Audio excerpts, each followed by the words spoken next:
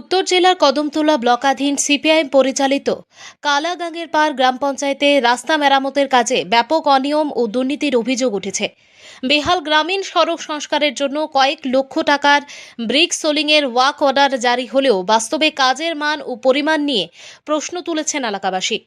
অভিযোগ অনুযায়ী প্রায় 3,35,089 টাকার এস্টিমেট ও ওয়ার্ক অর্ডার জারি করে পঞ্চায়েতের বিভিন্ন রাস্তার আংশিক কাজ সম্পন্ন করা হলেও বরাদ্দ অর্থের সঠিক ব্যবহার হয়নি।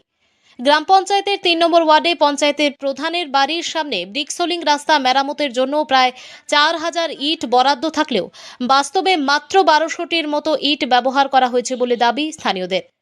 এছাড়া 6 নম্বর ওয়ার্ডে রানীবাড়ি রোড থেকে আজির উদ্দিনের বাড়ি পর্যন্ত প্রায় 200 মিটার রাস্তার মেরামত কাজ অসম্পূর্ণ অবস্থায় পড়ে রয়েছে বলে অভিযোগ।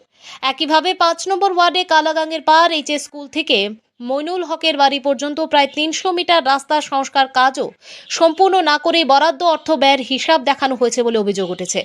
স্থানীয় বাসিন্দাদের দাবি, গ্রাম পঞ্চায়েতের বিভিন্ন উন্নয়নমূলক প্রকল্পে বড় অঙ্কের এস্টিমেট ও ওয়ার্ক অর্ডার দেখিয়ে লক্ষ লক্ষ টাকা আত্মসাতের ঘটনা ঘটেছে।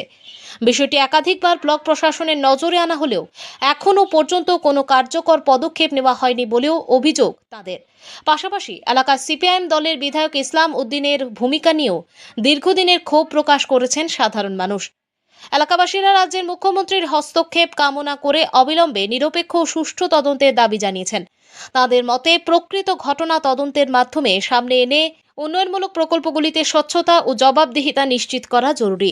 এই কালাঙ্গিরপাড় গ্রাম পঞ্চায়েতের একটা ওয়ার্ক অর্ডার করা হয়েছিল যে ব্রিক সোলিং মেরামতের নিয়ে, সোলিং রাস্তা রিপেয়ারিংয়ের নিয়ে একটা ওয়ার্ক অর্ডার করা হয়েছিল। তাছাড়া এই ওয়ার্ক অর্ডারের ভিত্তিতে 3 নম্বর ওয়ার্ডে 73,871 টাকার একটা ওয়ার্ক অর্ডার হয়। তার মাধ্যমে এই রাস্তার রিপেয়ারিংয়ের কাজ শুরু হয়। হঠাৎ পঞ্চায়েত সেক্রেটারির সঙ্গে যোগাযোগ করার পরে জানা যায় যে এই রাস্তা 3 নম্বর ওয়ার্ডের এই রাস্তা রিপেয়ারিংয়ের লাগি প্রায় 4,000 ইট এবং কিছু অর্থ প্রদান করা হয়েছে।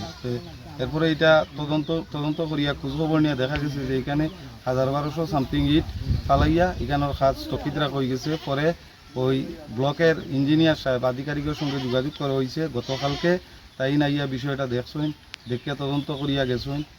তদন্ত করিয়া দেওয়ার পরে আজকে আপনার মাধ্যমে গোটা রাজ্যের মানুষরে এবং মাননীয় মুখ্যমন্ত্রী সাহেবের দ্বারস্থ হইতেছি এবং সুষ্ঠু তদন্তর দাবি জানানো কালাগাঙ্গের পার সাধারণ মানুষের পক্ষ থেকে। আজকে দেখা যায় বর্তমান অবস্থায় যে আবার নতুন করিয়া আজকে কিছুক্ষণ আগে ইট ফালাইয়া এখানে রিপেয়ারিংয়ের কাজ শুরু হইতেছে। আবার গতকালকে ইঞ্জিনিয়ার সাহেব আইয়া কাজ দেখিয়া গেছেন, এখানের কাজ কমপ্লিট হয়ে গেছে, এটা শেষ। পঞ্চায়েত সেক্রেটারি যোগাযোগের মাধ্যমে তথ্য দিয়েছেন যে এখানে 4,000 ইটের স্যাংশন করা হয়েছে।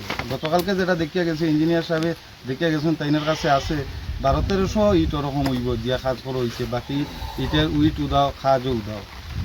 আর আরেকটা চ্যানেল এখানে নালার কাজ আছে, যেটা আছে তোমার এই চ্যানেলের ব্রিকসোলিং রোড হইতে হিফজুর রহমান বায়া একলাসুর রহমানের বাড়ি পর্যন্ত এই নালাতে গত 3 দিন আগ থেকে এমএমএস করা শুরু হয়েছে। আদতেও এখানে কোনো নালাও নাই, কিন্তু এখানে চ্যানেলের এস্টিমেট করিয়া এমএমএস করা শুরু হয়েছিল। রেগার কর্তৃপক্ষের সঙ্গে যোগাযোগ করার পরে টাইনিটারে আপাতত স্থগিত অবস্থায় রাখছেন। এই যে এখানে ব্রিকসোলিংয়ের লাগে মেরামতের লাগে 3,35,089 টাকার একটা বাজেট হয়েছে। অল্প কিছু কাজ এখানে অল্প দেখা গেছে, আর 6 নম্বর ওয়ার্ডে আংশিক একটা কাজ দেখা গেছে। বাকি আর কোনো কাজ বা কিছুর কোনো তথ্য দেখাও গেছে না যে এটা কাজ কই হইল কোনা নইল, এটা তো কিচ্ছু নাই। এটা বামপন্থ পরিচালিত পঞ্চায়েত।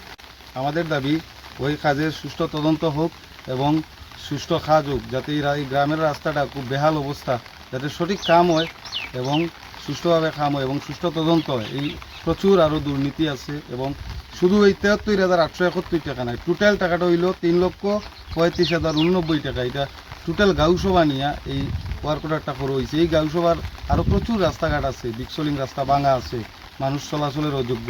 এই কাজগুলা কোথায় করা হয়েছে এটা সুষ্ঠু তদন্ত হিসাবে আমরা জানতে চাই।